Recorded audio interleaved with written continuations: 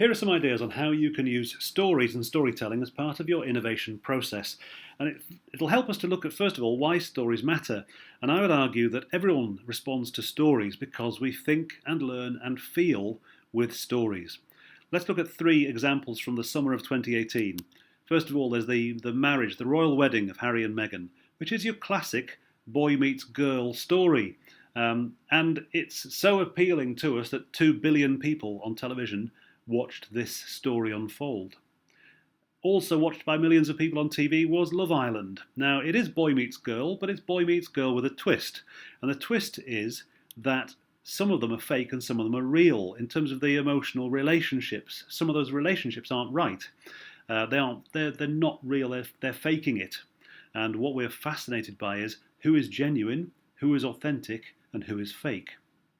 And finally, the great story of the 2018 was the World Cup, in particular Gareth Southgate and his journey to becoming a successful England manager, having been the player who put England out of the Euros in '96 with a missed penalty.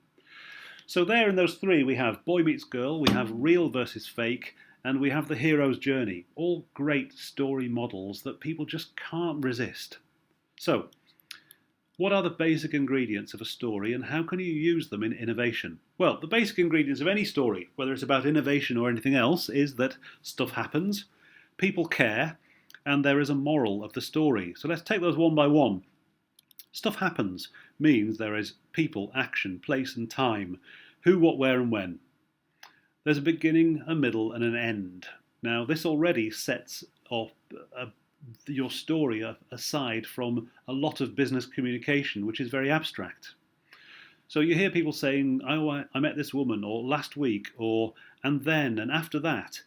They're giving you the basic ingredients of a story where stuff happens. Secondly, people care. And people care is important because emotion directs attention. We pay attention to stuff based on how we feel about it. And also we tend to remember things based on how we feel about them. Emotion is contagious too. It catches. I'll give you an example. This guy, journalist called Ross Gelbspan, is an environmental journalist, and he was covering a conference years ago about overpopulation. And he was looking for an angle on this very difficult story to try and make it appeal to a wider audience. And then he realised that one of the women speaking on the conference, one of the academics, was herself pregnant. And he thought that was a lovely irony that she was worried about overpopulation, but she was bringing a new life into the world. And he said she'd found personal hope in the midst of all this massive doom and gloom. Okay, until he published the story, and the following day got a call from the academic saying, I'm not pregnant. He'd got it wrong. She was just a bit overweight. And he feels incredibly embarrassed. And most people, when you tell them that story, share his feeling of embarrassment because emotions are contagious. Even though it wasn't your mistake, you feel his shame. So emotions work in stories because we feel them too. So when you're talking about emotion, it's how did you feel? How do other people feel? Are they happy or sad or ashamed or proud or frustrated or relieved or angry or vindicated? And again, the verbal clues are people saying, oh, it felt, or we were so. And these are verbal clues that a story is unfolding.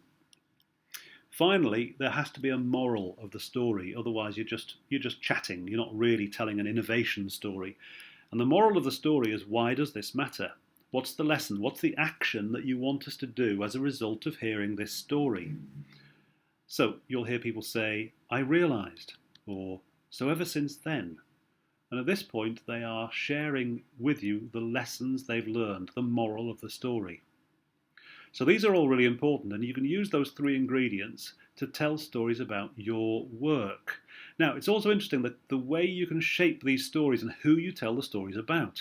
So I'm going to show you a couple of examples now that are to do with different companies telling stories about themselves, but in different ways. So if you look at the 2 videos on the website, you'll see what I mean.